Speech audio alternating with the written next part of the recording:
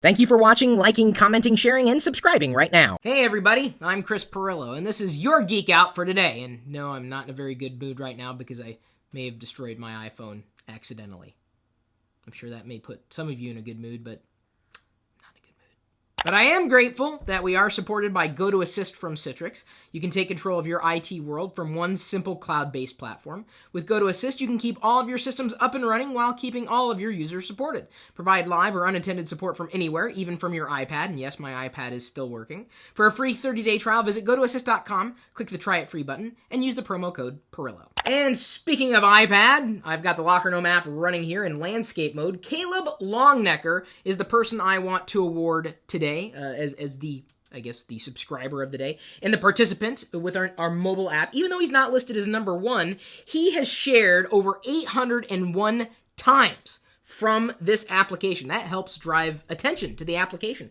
And I'm not saying that the other top users are using it wrong. It's just that there's a bug in the system that I know some of you guys are kind of exploiting by trying to +1 the same thing over and over and over again. So I can kind of tell when that's happening. Sorry, but I can see right through you, and don't worry, we're working on patching that bug. You guys may have heard of Flipboard, but there's an application that Google has released called Google Currents, and you can get the Locker Gnome content in Google Currents for either Android or iOS. I set up the channel a while ago, but I decided to give it a shot and throw it out there. If anybody wants to subscribe to our Google Currents channel for all our content, the link is in this video's description. Tomorrow, I'll be doing a live iOS 6 first impressions video here, live on YouTube. I already put the video out there. You can look on our channel page, and I tweeted it. And the link is also in this video's description. And I'm also going to be happily unboxing iPhone 5 this Friday when it gets here. And yes, it is en route. I've tracked it down. It's in Kentucky somewhere. So if anybody's in Kentucky and you can help speed along the process, I'd appreciate it. Anyway, we've got 2 live shows. One tomorrow, one Friday. Hope you tune into both. I don't know if you guys are fans of desktop aquariums, but we found the best desktop aquarium, at least for OS X. And there are a lot of good desktop aquariums for Linux and Windows as well. And I don't know, I'm kind of fascinated by it, if only because I don't want to have real fish, because real fish kind of stink. And at least I can change backgrounds and wallpapers and everything on a computer screen. Have you found a really cool desktop aquarium, the one that we didn't cover on Locker Gnome? Well, just let me know. Oh, and here's some important news. Apparently, malware is being added at factories in China. Of course, not for every PC or every OEM, just some of them. Can you imagine that? Buying a PC and thinking that, oh, this is going to be a great experience. Only it's not, because the factory installed malware so that they could make money off of you? How does that make you feel, really? I mean, it would perturb me if, at this point in time, if I bought a computer and it was filled with crap. I'm like, I don't want the crap. I just want the computer. Like, that's the great thing about Microsoft's Signature series. I don't know if you guys knew about this, but you can buy PCs. I'm already kind of getting in a good mood. And I'm talking about PCs, and I'm getting happy. It's kind of weird. I mean, it's a good weird, in a way. Signature, that's what you're looking for. And these are PCs that Microsoft fully endorses, saying it doesn't come with any stuff that you don't want. It just comes with the full-on Windows experience through an OEM. Look for that the next time you buy a PC. We also have posted our experience with the EarPods versus Apple's earbuds. I never liked the earbuds, but I've heard from people that the new EarPods fit better in their ears and they hurt less. So I'd be interested in trying them, and certainly will come Friday. I don't know how long I'll be able to use them before I go, ow! I hate sticking things in my ears. It's just... have you seen those photos of people online? Like, they had like those earbud things, and then the little the rubber tip fell off and went into the ear. Whoa, yikes! The 35 MPG SUV, there's a catch. I didn't realize that SUVs could get 35 miles per gallon, but then again, I guess there is a catch to that. Maybe one day we'll no longer have vehicles that guzzle gas, and gas won't be so expensive. Ha! I don't think we're ever going to see cheap gas again. I'm not going to say that I'm going to rely completely on public transportation, but certainly I'll try to do more stuff from home, even more than I do now. So here's my question. Do you drive an SUV? And I'm not, passing judgment or anything, but why do you choose the SUV over everything else? Election 2012. Never let the truth stand in the way of a good story. That's the way it seems that most news organizations work. And I got to tell you, I'm not going to name any names because I don't really feel like doing that and potentially bifurcating the audience out there. But I was working at one point, very briefly though, in not in a large capacity, with a media agency. And they kept asking me to come on as a guest. And they would ask me to tell the story the way that they wanted it to be told. So effectively, they wanted me to spin the story. And I wouldn't do it. And media does that. Now, I'm not just saying that one company. I mean, many media companies do that. They're looking for the story.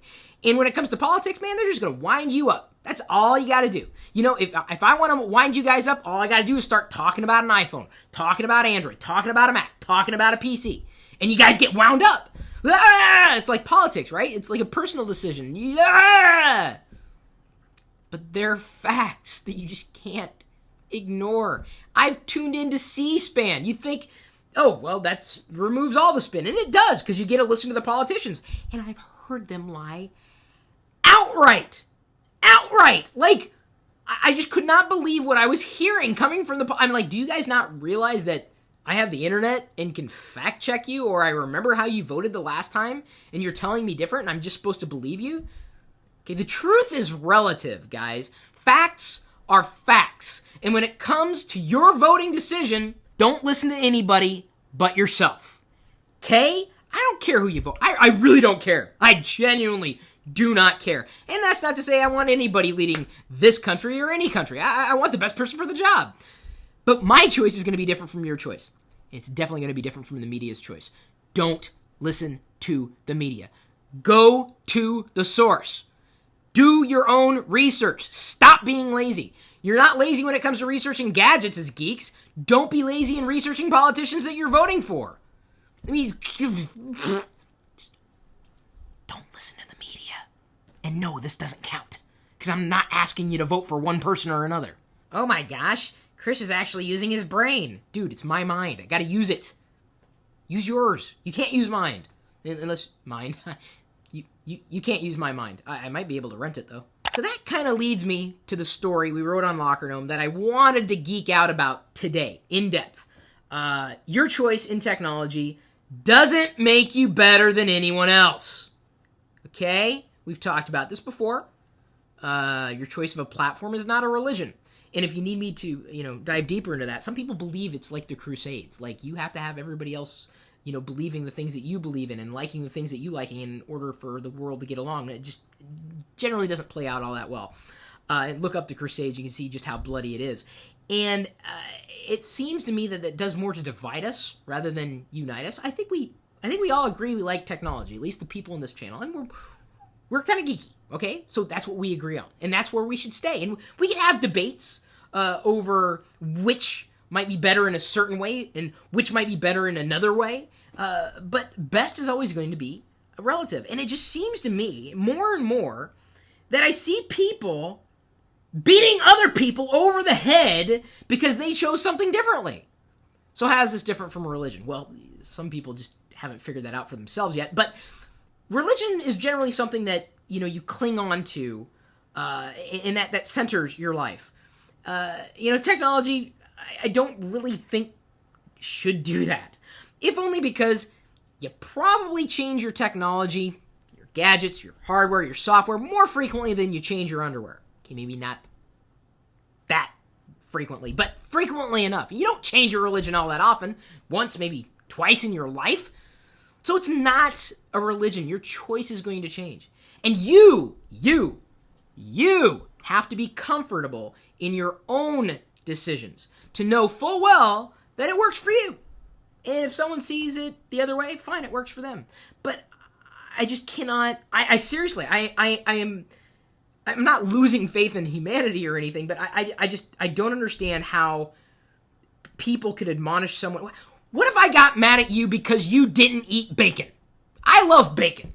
I do. It may be killing me, but I love bacon and it's my body. What would you do if someone got mad at you because of the things that you were eating? What if you got mad at someone for the things that they were eating? How logical is that? It's not logical at all, Chris. Why is that not logical? Well, because I don't have to eat it. technology choices are kind of the same.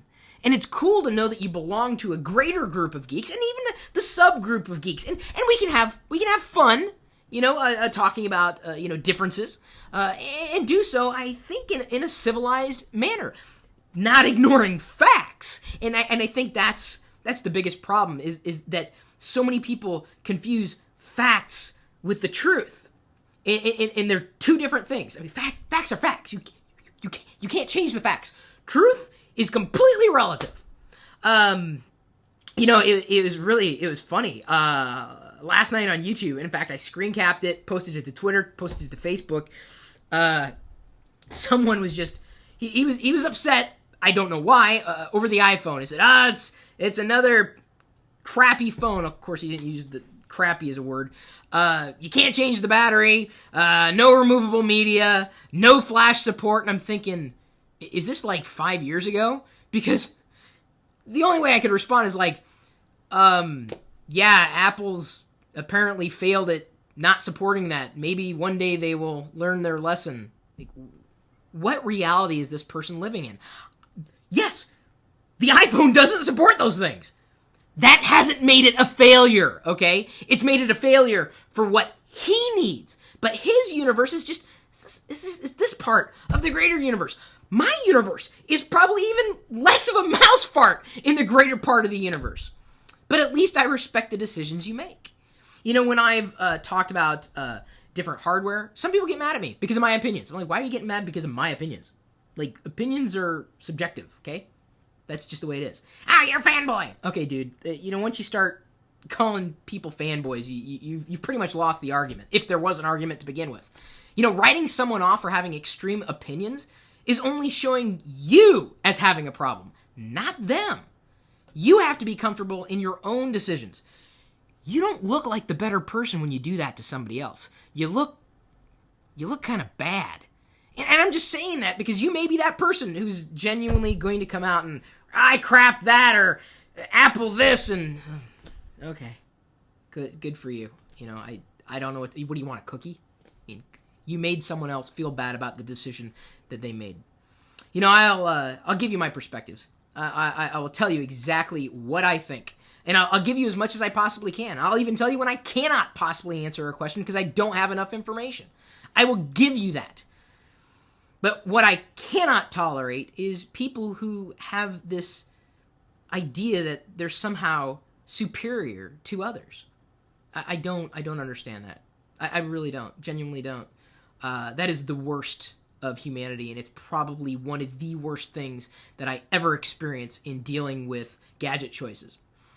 What works for me and what I like isn't not necessarily what you like or what you're going to need. It's just never going to be the same. If you paint me a picture, I will give you a decision.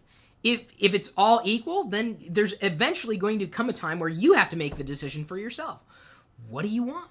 And I'll help lead you to that decision. But I don't have to live. That's the thing. I don't have to live with your decision. Just do me a favor.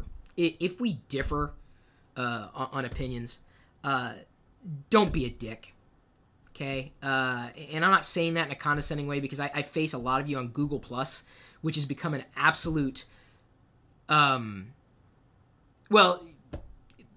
Google Plus is all Android, and it's all Google, and it's understandable. I love Google Chrome. I just talked about Google Currents in the show. I have used Android before. I bought a Google Nexus 7 device. I don't dislike it.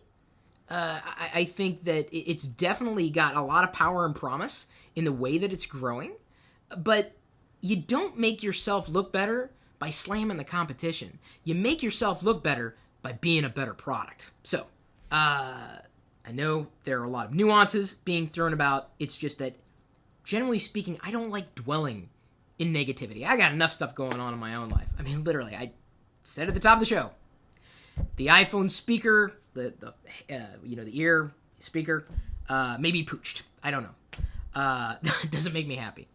I just don't want to encourage any kind of negativity between anybody. And would hope to never be a platform for that. I think we can have spirited debates, though, and I think that's okay, as long as you keep it civil. Well, Wicked, of course you're going to want to argue. You're a dog. He always wants to argue. Either way, I just wanted to geek out about that to let you know that I appreciate those of you who can keep a civil conversation and respect my boundaries, as I respect yours. Other news stories, Guild War 2's for the Mac has been announced. That's for all of those of you who said, there are no games on the Mac. Really? Then how do I play them? Well, you're not playing real games. Really? What's a real game? Well, a real game is a game that I can play on a PC. Well, no, actually, a real game is a game. By definition. I play video games on the Mac. Twitter unveils a new look for... And I play video games on the PC, by the way. I'm not, splitting my attention as much as I can. Twitter unveils a new look for profiles. I have not yet updated my profile. Apparently, they give you like a background picture. Twitter is turning more and more into Facebook with every passing day. At some point, it may be like Facebook. At which point, I'd wonder, well, why? I mean, wasn't the value of Twitter, it did what it did in a brief period of time? 140 characters is more than enough. Okay, not always more than enough, but... Anyway, so apparently I gotta update my profile page. I need to find a background picture. You know of any good ones that I might use to attract people to my Twitter page? Not like, do I look attractive? Maybe just a picture of me. Microsoft signs licensing agreement with Research in Motion. Well, that's good news for RIM. Any other BlackBerry users out there? I know of at least 2 of you. Don't know how large that audience is anymore, at least as far as the people who live on the cutting edge in our community. Internet Archive amasses all TV news since 2009. That is awesome. This legacy, with all this content that we're creating, a lot of it's junk. I mean, I would not shed a tear to know that past today, no one will care about what I'm saying right now. It may be archived at some point. Maybe someone 300 years in the future is watching this video. That'd be kind of awesome. I doubt it's going to happen. Like I said, mouse fart. Samsung denies Galaxy S4 launch rumor. Aw, man. I was kind of looking forward to it. Yeah, said I was looking forward to it. I'd unbox that. I'd also unbox a Windows Phone 8. Absolutely. I'd unbox anything. Well, not anything. A lot of things. Because it's fun. I don't quite understand the value of unboxing. I still don't. I've kind of made fun of it in the past, but maybe you're living vicariously. Maybe it's because you can't get the device that you appreciate seeing somebody else enjoying a device. So I understand that, and that's what I'm here for. That's what we're here for at Locker Gnome, is to serve you as a greater part of our community, and you are a great part of our community, unless, of course, you're not, in which case, shame on you. YouTube viewer Eclipse Mints 08 writes, when you went to the Puyallup Fair, did you guys go on any of the rides, or was it food only? This is in reference to the vlog that was uploaded earlier today. We did not ride any rides. Unfortunately, as I've grown older, I've also apparently become a bit more sensitive to motion sickness, and so I cannot take a lot of those rides that I could. What about the Ferris wheel? It was like, $50 to ride? It was insanely expensive, and it just wasn't worth the cost. We had enough fun with the food. Trust me. At LockerGnome.net, MyFunkyDesigns writes, who has clearer HD video recording, Vimeo or YouTube? I didn't realize that Vimeo could do HD recording. I didn't even realize YouTube could do HD video recording. In terms of the quality output, I'd say split right down the middle.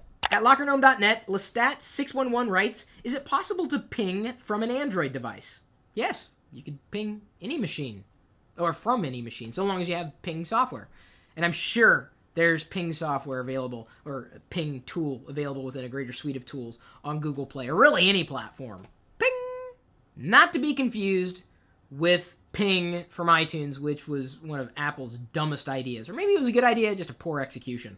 YouTube viewer Danny Zucks writes, what's the name of that food with beef and cheese? Oh, I guess you're talking about the fair again. That would be pierogi. Or is it a pierogi? It's one of the two. It's like a Russian treat? Or Ukrainian treat, somewhere in that part of the world treat. It's not really a treat, it's a meal. Like beef, cheese, onion, stuffed inside a bun and baked. Or is it fried? No, it's baked. It's good. I don't even know how they make it. All I know is that it tastes good and I put it in my mouth. It's generally my relationship with food. Thanks again for all your comments, your support, your clicks, your links, your embeds, whatever you do. That shows that you're a part of what it is that we're doing here. Appreciate all the likes as well. I almost held up this hand. I guess I could hold up both. You can't really like the video twice, though, sadly. Hope you join us again for the live broadcasts tomorrow and Friday. even if you don't want an iPhone, never wanted an iPhone, hopefully you don't come to try to detract from the experience that everybody else is enjoying or should be enjoying. But even if you are, I guess it's your prerogative. So until next time, we'll see you later.